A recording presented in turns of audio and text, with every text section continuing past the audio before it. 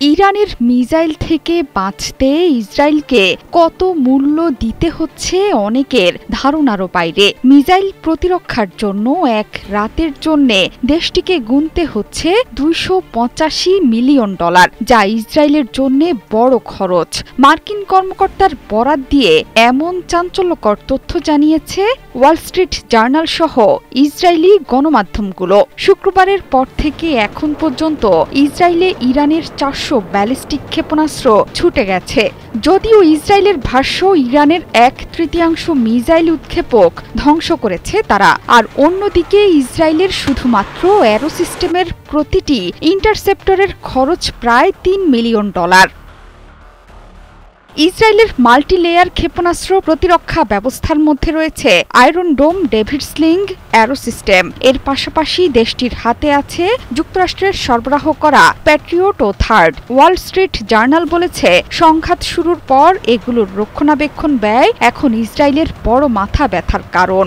Israeli গণমাধ্যমগুলো বলছে, কেবল ক্ষেপণাস্ত্র প্রতিরক্ষা কার্যক্রমের জন্য প্রতি রাতে ইসরায়েলের খরচ হচ্ছে প্রায় $285 মিলিয়ন। আয়রন ডোম কার্যত ভেঙে পড়ার পথে।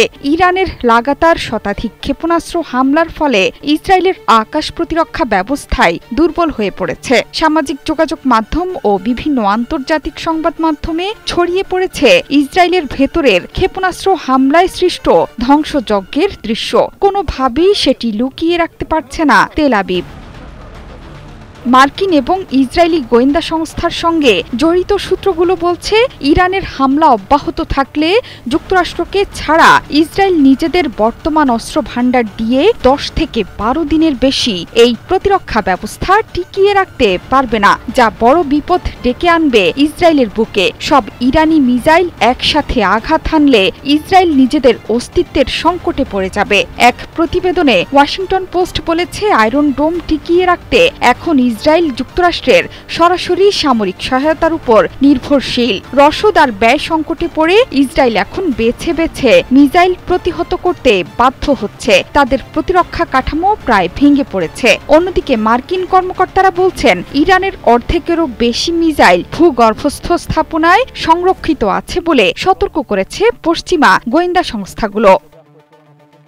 এর আগে 2014 সালে ফিলিস্তিনি প্রতিরোধ যোদ্ধাদের সঙ্গে যুদ্ধে গোলাবারুদের ঘাটতির কারণে যুদ্ধবিরতিতে যেতে বাধ্য হয়েছিল ইসরায়েল। এবারও সেই ঘটনার পুনরাবৃত্তি হবে কিনা তা বলবে সময়। শুক্রবার থেকে এখন পর্যন্ত একের পর এক ইরানি ক্ষেপণাস্ত্র আঘাত এনেছে ইসরায়েলি কৌশলগত স্থাপনাগুলোর ওপর। শুক্রবার একটি ক্ষেপণাস্ত্র আঘাত হানে সেন্ট্রাল কমান্ডের কাছে, রোববার আরেকটি পরে হাইফার তেল শোধনাগারে। এছাড়া মঙ্গলবার ইসরায়েলি গোয়েন্দা সদর দপ্তরের আশপাশেও আঘাত হানে ইরান। কঠোর সেন্সরশিপের কারণে এসব ক্ষয়ক্ষতির চিত্র পুরোপুরি প্রকাশ করতে পারছে না তেল আবিব। জোহরা চৌধুরী সেতু, ৭১।